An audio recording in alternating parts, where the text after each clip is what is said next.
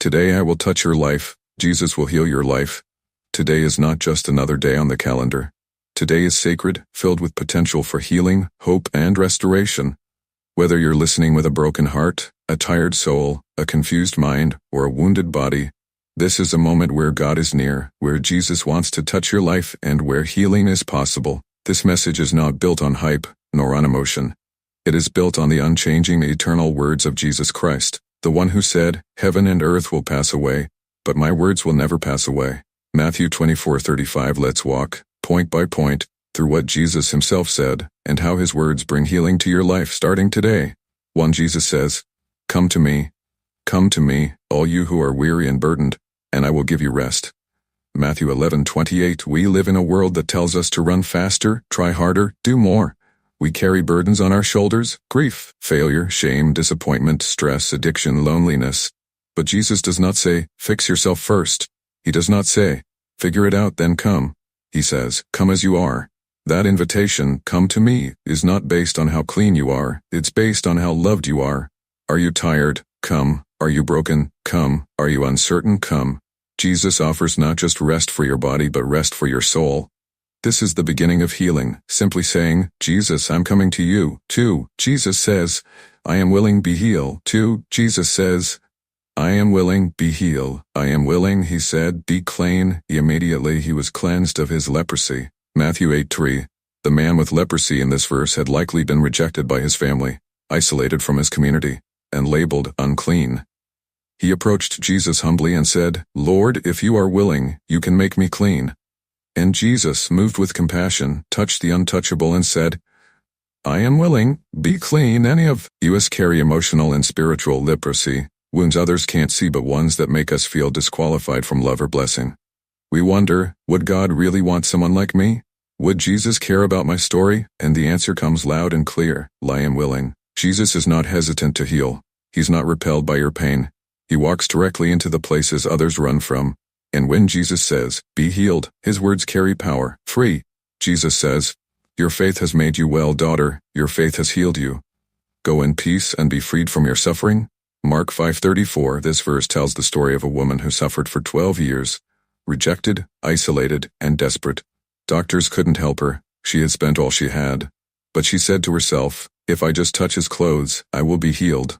Mark 5:28. That's faith. Faith is not having all the answers. Faith is reaching out when all you have left is a whisper of hope. Jesus stopped in a crowded street just to speak to her. He called her daughter. He acknowledged her. He affirmed her healing. He gave her peace. He didn't say, the miracle did this. He said, your faith has made you well. That same Jesus honors your faith, even if it's the size of a mustard seed. Today, he is saying to you, your faith, your choice to believe, to try again, to reach for me, has made you well. 4. Jesus says, I have come to give you life. I have come that they may have life, and have it to the full.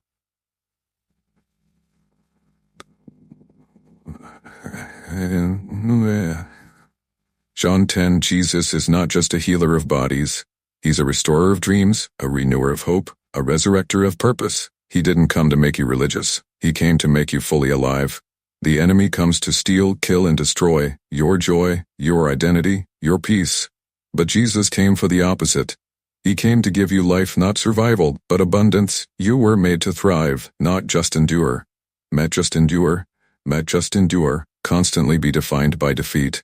And Jesus offers life to the full, emotionally, spiritually, relationally, eternally. You are not disqualified from this life. It is your inheritance. 5. Jesus says, do you want to be healed? Do you want to be made well? John 5:6. This might seem like a strange question, but it's one of the most important ones Jesus asks. He asked it to a man who had been sick for 38 years. Why? Because healing requires agreement. Healing isn't always just about the miracle. It's about the willingness to change, to move, to rise. Some people are so used to pain, they begin to identify with it. But Jesus is calling you to something new, a new mindset, a new identity, a new future. He's asking, do you want to let go of the past? Do you want to stop replaying the trauma? Do you want to stop sitting beside the pool of regret and rise into your calling? Say yes. Even if you're scared, say yes. 6. Jesus says, peace I leave with you, peace I leave with you, my peace I give you. I do not give to you as the world gives. Do not let your hearts be troubled, and do not be afraid. John 14:27, there is healing and peace. The world offers temporary relief, distraction, noise, escape, but Jesus offers peace that goes deeper. This peace isn't the absence of problems. It's the presence of Jesus within the problems.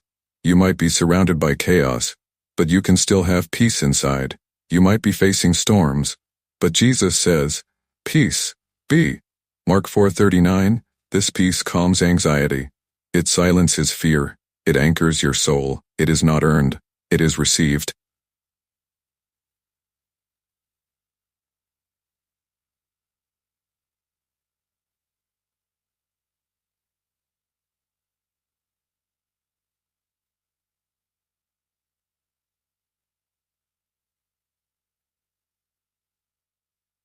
When Jesus said, it is finished, he declared that sin was defeated, shame was conquered, the curse was broken.